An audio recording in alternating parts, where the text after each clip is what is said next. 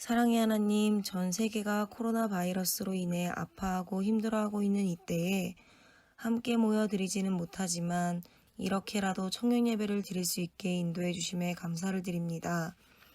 아무 감사 없이 드리던 예배와 교제를 못하게 되니 그동안 우리가 누렸던 풍성한 나눔들이 얼마나 소중했었는지를 다시 한번 깨닫게 됩니다. 이 기회를 통하여 더더욱 예배를 사모하는 마음 허락하여 주시고 많은 청년들이 예배에서 소홀해지기 쉬운 이때에 동역자들을 위해 기도할 수 있는 우리 청년들이 될 수 있도록 도와주세요. 세상이 교회를 바라보는 시선이 그 어느 때보다도 차가운 시기임을 느낍니다. 그 시선을 받아 세상을 적대시하기보다 더 성숙한 시선으로 우리가 세상에서 해야 할 역할이 무엇인지를 깊이 생각하는 기회 되게 하시고 그동안 교회가 사랑을 나누지 못하고 이기적인 공동체로 남아 있었다면 각자가 회개하게 하셔서 이 어려움이 끝났을 때 더 나은 모습의 교회들이 되도록 한국교회를 변화시켜 주세요. 이제 말씀을 듣습니다. 예배당에서 드리는 것보다 더 집중하게 하시고 각자의 자리에서 예배 드릴 때에 그 간절한 마음 받아주셔서 말씀으로 은혜 받고 어려운 시기에 더 힘을 내는 청년들 될 수 있도록 인도해 주세요. 세상을 치료하실 분은 오직 주님 한 분뿐임을 믿습니다. 이 시기를 지나 주님께서 각자에게 주시는 믿음과 은혜를 꼭 깨닫는 청년들 될 수 있도록 인도해 주세요. 예수님 이름으로 기도드립니다. 그 무렵에 또 큰 무리가 있어 먹을 것이 없는지라 예수께서 제자들을 불러 이르시되 내가 무리를 불쌍히 여기노라. 그들이 나와 함께 있은지 이미 사흘이 지났으나 먹을 것이 없도다. 만일 내가 그들을 굶겨 집으로 보내면 길에서 기진하리라. 그 중에는 멀리서 온 사람들도 있느니라. 제자들이 대답하되 이 광야 어디서 떡을 얻어 이 사람들로 배부르게 할 수 있으리이까. 예수께서 물으시되 너희에게 떡 몇 개나 있느냐 이르되 7이로소이다 하거늘 예수께서 무리를 명하여 땅에 앉게 하시고 떡 7개를 가지사 축사하시고 떼어 제자들에게 주어 나누어 주게 하시니 제자들이 무리에게 나누어 주더라. 또 작은 생선 2마리가 있는지라 이에 축복하시고 명하사 이것도 나누어 주게 하시니 배불리 먹고 남은 조각 7광주리를 거두었으며 사람은 약 4,000명이었더라. 예수께서 그들을 흩어 보내시고 곧 제자들과 함께 배에 오르사 달마누다 지방으로 가시니라. 바리새인들이 나와서 예수를 힐난하며 그를 시험하여 하늘로부터 오는 표적을 구하거늘 예수께서 마음속으로 깊이 탄식하시며 이르시되 어찌하여 이 세대가 표적을 구하느냐. 내가 진실로 너희에게 이르노니 이 세대에 표적을 주지 아니하리라 하시고 그들을 떠나 다시 배에 올라 건너편으로 가시니라. 제자들이 떡 가져오기를 잊었음에 배에 떡 1개밖에 그들에게 없더라. 예수께서 경고하여 이르시되 삼가 바리새인들의 누룩과 헤롯의 누룩을 주의하라 하시니 제자들이 서로 수군거리기를 이는 우리에게 떡이 없음이로다 하거늘 예수께서 아시고 이르시되 너희가 어찌 떡이 없음으로 수군거리느냐. 아직도 알지 못하며 깨닫지 못하느냐. 너희 마음이 둔하냐. 너희가 눈이 있어도 보지 못하며 귀가 있어도 듣지 못하느냐. 또 기억하지 못하느냐. 내가 떡 5개를 5,000명에게 떼어줄 때 조각 몇 바구니를 거두었더냐. 이르되 12리니이다. 또 7개를 4,000명에게 떼어줄 때 조각 몇 광주리를 거두었더냐. 이르되 7이니이다. 이르시되 아직도 깨닫지 못하느냐 하시니라. 벳세다의 이름에 사람들이 맹인 한 사람을 데리고 예수께 나와 손 대시기를 구하거늘 예수께서 맹인의 손을 붙잡으시고 마을 밖으로 데리고 나가사 눈에 침을 뱉으시며 그에게 안수하시고 무엇이 보이느냐 물으시니 쳐다보며 이르되 사람들이 보이나이다. 나무 같은 것들이 걸어가는 것을 보나이다 하거늘 이에 그 눈에 다시 안수하심에 그가 주목하여 보더니 나와서 모든 것을 밝히 보는지라. 예수께서 그 사람을 집으로 보내시며 이르시되 마을에는 들어가지 말라 하시니라. 아멘. 샬롬, 주님의 이름으로 빛과 소금교회 청년 여러분들 축복합니다. 참 오랜만이네요. 이렇게 인터넷으로 여러분들을 만날지 누가 기대했겠습니까? 어떻게 다 잘 지내세요? 신종 코로나19 바이러스로 인해서 많이 힘들지요? 혹시 방콕만 하고 있지 않으신가 궁금하네요. 그래요. 참 힘든 시간을 우리는 보내고 있는 것 같아요. 한국에 이렇게 교회가 세워진 이후로 온라인으로 예배를 드리는 이런 상황이 처음이라고 합니다. 경험해 보지 못한 상황 속에서 어떻게 해야 하지? 우리가 예배의 본질을 잃어버리면 어떨까 할까? 더 주님께 가까이 나아갈 수 있을까? 고민하고 또 대안도 마련하고 또 흔들리지 않는 믿음이 필요한 것 같아요. 그러나 힘들고 어려워도 늘 주님 바라보면서 견디면 그 속에서도 풍랑을 잔잔케 하시는 하나님의 은혜를 경험하게 됩니다. 오늘 또 주님 의지하면서 우리를 사랑하시는 그 은혜를 경험하는 저와 여러분들이 되기를 소망합니다. 자, 우리 다 같이 본문 말씀을 같이 읽도록 하겠습니다. 예수께서 보리떡 5개와 물고기 2마리로 5천 명을 먹으신 이른바 오병이어의 사건, 많은 사람들이 알고 있지요. 그런데 성경에 이와 비슷한 칠병이어의 기적이 있다는 사실을 많이 알지 못해요. 예수님은 많은 기적들 중에서도 특히 먹는 문제에 대한 기적을 2번이나 행하신 것을 보게 됩니다. 특히 오병이어 사건은 사복음서에 모두 기록되어 있고 칠병이어 사건은 마태복음과 마가복음 두 복음서에 기록되어 있지요. 이유가 뭘까? 먹는 것 자체에 대한 말씀은 아니겠죠. 오병이어나 칠병이어도 무리들의 배고픔을 해결해 주시기 위해서 하신 말씀은 아니라고 생각해요. 왜냐하면 돌을 떡으로 만드는 능력은 예수님에게 있어서 중요한 본질적인 것이 아니기 때문이에요. 물론 세상적인 관점에서 많은 사람들은 떡의 문제, 소유의 문제, 이것을 아주 중요한 문제로 생각하며 살아요. 그러나 본문은 그보다 더 중요한 영적인 메시지가 있습니다. 사단이 예수님을 시험할 때 첫 번째가 마태복음 4장 3절에 보면 내가 하나님의 아들이거든 이 돌을 명하여 떡이 되게 하라. 사단이 유혹하는 이 시험의 내용이 무엇일까요? 돌을 떡이 되게 하는 것? 물론 40일을 굶주리신 예수님께서 먹는 문제도 중요하게 생각하셨어요. 그러나 사단은 단지 먹는 문제로 인해 유혹한 것은 아니라고 생각해요.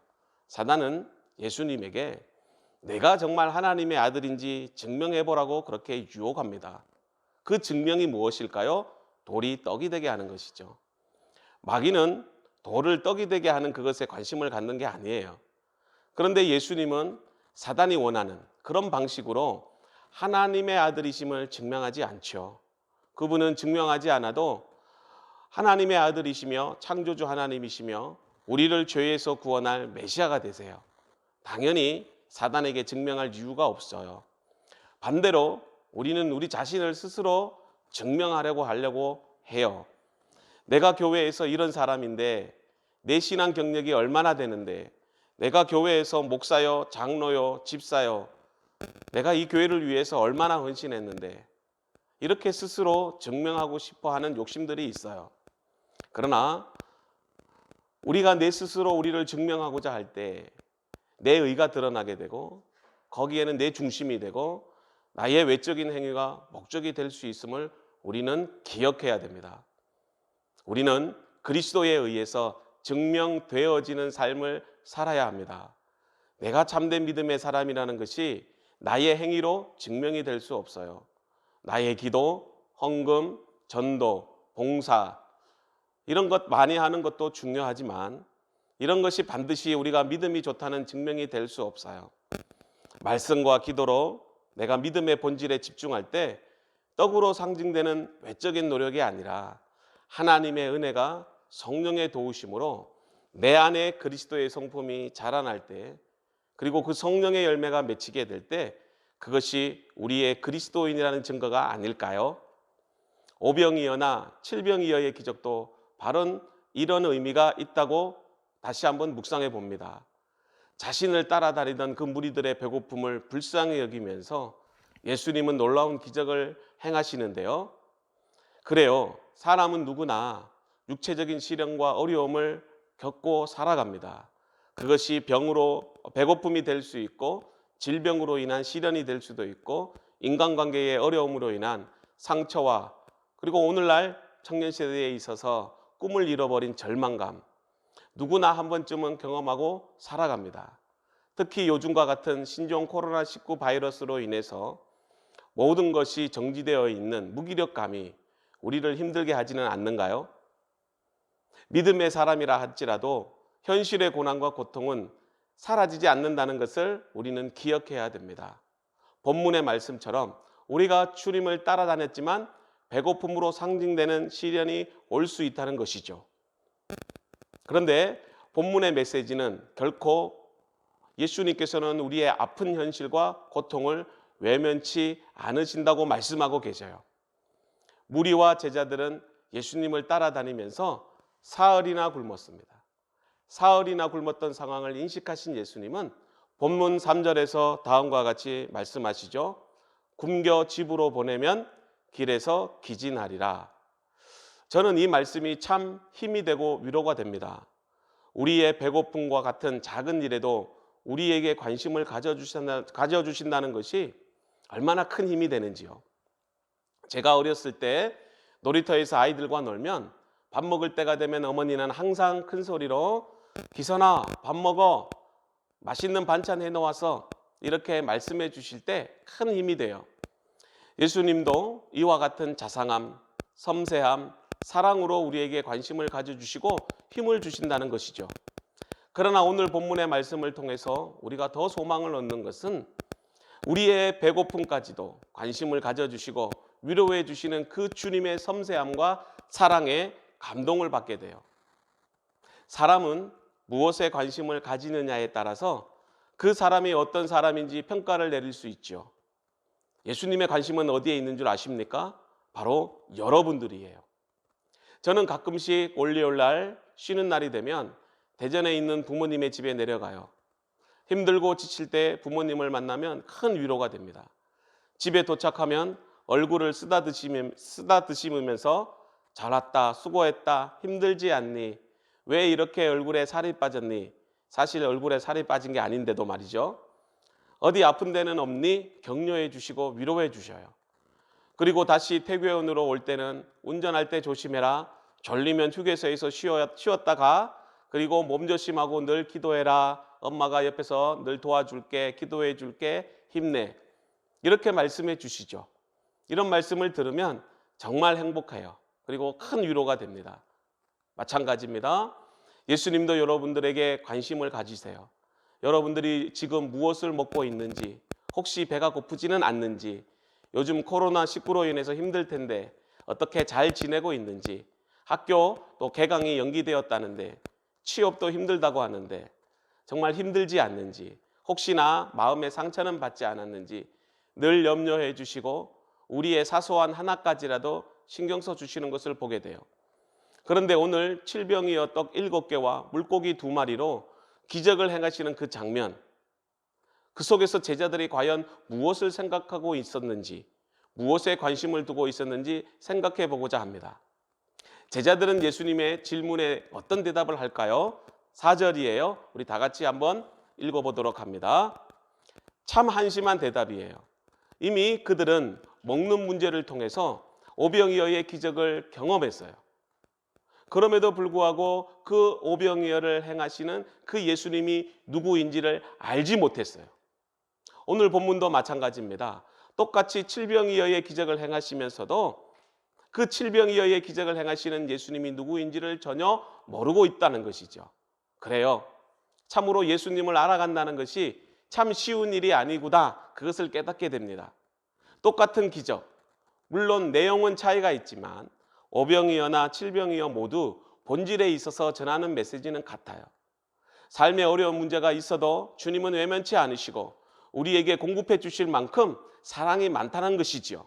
그럴 때 우리가 주님을 바라보고 주님께 나아가면 그 문제가 해결될 수 있다는 것을 교훈해 주고 있어요. 중요한 것은 떡이 아니에요. 우리가 그리스도 그분을 소망하며 살아갈 수 있어야 된다는 것이죠. 떡을 소중히 여길 때 물론 떡도 필요해요. 그러나 떡이 우리의 소망이라고 생각하는 순간 우리는 예수님을 잃어버릴 수 있는 위험에 놓이게 된다는 것이에요. 이것을 여러 번 기적을 통해서 교훈해 주셨음에도 제자들은 여전히 예수님이 누구인지 알지 못하고 떡만 바라보고 떡을 위해서 사는 자들이 되어가요. 그게 17절과 18절인데 제가 읽어보도록 하겠습니다. 예수께서 아시고 이르시되 너희가 어찌 떡이 없으므로 수군거리느냐. 아직도 알지 못하며 깨닫지 못하느냐. 너희 마음이 둔하냐. 너희가 눈이 있어도 보지 못하며 귀가 있어도 듣지 못하느냐. 또 기억하지 못하느냐. 어쩌면 우리는 본질을 보지 못하는 비본질에 우리의 인생의 목적을 두고 살아가지 않을까 생각합니다. 여러분, 우리가 마시는 수돗물을 생각해 봅시다. 수돗물이 더러운가요? 아니에요. 정수되어 오는 물이기 때문에 전혀 더럽지 않아요. 그런데 우리는 수돗물을 마시나요? 마시지 않죠. 왜 마시지 않습니까? 문제는 수도관 때문에 그래요. 수도관에는 온갖 더러운 오염물질이 섞여 있어요. 그렇습니다. 순결하고 깨끗한 은혜가 아무리 우리에게 공급이 된다 한다 할지라도 그 은혜를 받는 우리의 마음이 온전치 못하고 더러우면 결국 은혜의 본질은 희석이 되고 비본질만 남게 되고 어두움이 우리를 지배하게 되는 것이죠. 오늘 오병이어에 이어서 칠병이어의 사건은 오늘을 살아가는 우리 그리스도인들의 상황과 너무 똑같다는 생각을 하게 됩니다. 사람은 누구나 관심을 가지고 삽니다. 그 관심의 여부에 따라 그 사람이 어떤 사람인지 우리는 깨달을 수 있어요. 관심과 관점을 어디에 두고 사느냐에 따라 주님께서 주시는 그 떡이 생명의 떡이 될 수 있고 영원한 떡이 될 수 있어요. 그러나 상에서 못 버리고 버리는 것이 되어질 수 있음을 기억하셔야 돼요. 예수님의 문제가 아니라 그것을 담아야 하는 우리 마음의 그릇의 문제인 것입니다. 마치 꿀을 담으면 꿀단지가 되지만 소변을 담으면 요광이 되듯이 말이에요. 만일 자신들이 따르고 있는 예수님이 누구인지 알았다면 아마도 예수님께서 무리들을 바라보시며 떡이 어디 있느냐 물었을 때에 제자들은 이렇게 고백했을 거예요. 예수님, 우리에게 7개의 떡과 2개의 물고기가 있는데 지난번에 어린아이가 드렸을 때 하나님의 영광이 회복된 것처럼 하나님의 나라를 경험한 것처럼 저들의 육신이 아닌 영혼을 회복시켜 주시고 강건케 해주시기를 바랍니다. 이렇게 고백했다면 예수님은 얼마나 기뻐하셨을까요? 저는 우리 빛과 소금교회 청년들이 이런 믿음의 고백이 되기를 바랍니다. 하지만 본문 어디를 살펴도 그런 부분은 전혀 없습니다. 왜일까요? 그들은 부름을 받아 예수님의 제자가 되었다고 그렇게 따라다녔지만 여전히 자신의 목적과 자기 만족, 자기 유익 때문에 예수님을 따라갔기 때문이에요. 우리는 이런 어리석은 제자들처럼 깨닫지도 못하는 어리석음을 가지고 살지 말아야 합니다. 우리는 예수님만으로 만족하고 기뻐하는 자들입니다. 오늘 이 시간 눈을 떠서 주님을 바라보기를 원합니다. 오병이어의 기적을 통해 우리 신앙을 돌아보고 우리를 불쌍히 여기시는 주님만이 우리의 유일한 소망이 된다는 사실을 기억하며 이 힘든 시간들을 믿음으로 말씀으로 살아가는 저와 여러분들이 되기를 주님의 이름으로 축복합니다. 기도하겠습니다. 하나님 아버지 감사합니다. 오늘 또 이렇게 칠병이어의 기적을 통해서 우리의 작은 배고픔까지라도 세심하게 우리를 신경 써주시고 또 그 문제를 해결해 주시는 주님의 그 은혜를 저희들이 다시 한번 깨닫게 됩니다. 무엇보다도 우리를 배불리 먹여주시는 그 하나님의 은혜, 떡이 중요한 것이 아니라 우리의 배부름은 하나님의 말씀으로부터 오는 것임을 다시 한번 깨닫게 해 주시옵소서. 우리의 작은 것까지 배려해 주시는 그 하나님을 날마다 바라보며 살아갈 수 있도록 도와주시며 힘들고 어려울 때마다 우리를 지켜주시고 또 우리의 그 작은 고통까지도 또 하나님 응답해 주시는 그 하나님을 믿는 믿음으로 나아가게 해 주시옵소서. 예수님의 이름으로 감사하며 기도드립니다. 아멘.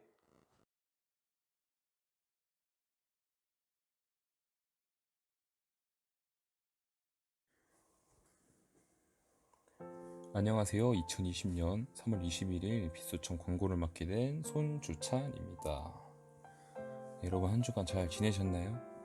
네, 먼저 청년부 표 읽고 시작하도록 하겠습니다. Let's start over. 다시 시작하자.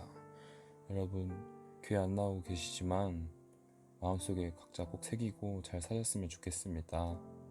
이달의 말씀은 욥기 42장 5절에서 6절입니다. 제가 읽어드릴게요. 내가 주께 대하여 귀로만 듣기만 하였사오나 이제는 눈으로 주를 배움나이다. 그러므로 내가 스스로 거두어드리고 티끌과 제 가운데에서 회개하나이다. 아멘.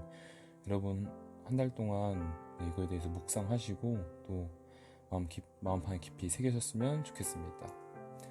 다음 이달의 찬양은 욥의 고백이라는 찬양입니다. 그 교회 오빠라는 교회 기독교 다큐멘터리에 삽입된 OST인데요. 정말 좋으니까 꼭 한 번씩 들으셨으면 좋겠습니다.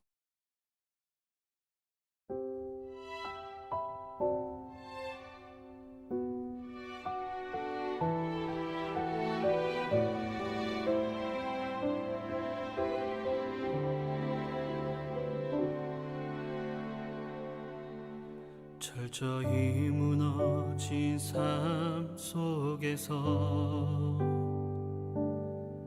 하나님 나에게 역사하시고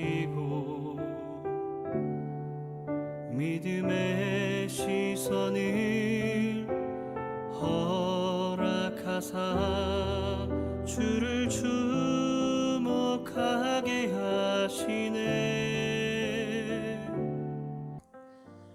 그리고 지금은 사순절 기간입니다. 사순절 기간에 더욱더 예수님을 묵상하고 또 예수님을 바라고 또 경건한 삶을 살아가시는 모든 청년부 지체들이 됐으면 좋겠습니다.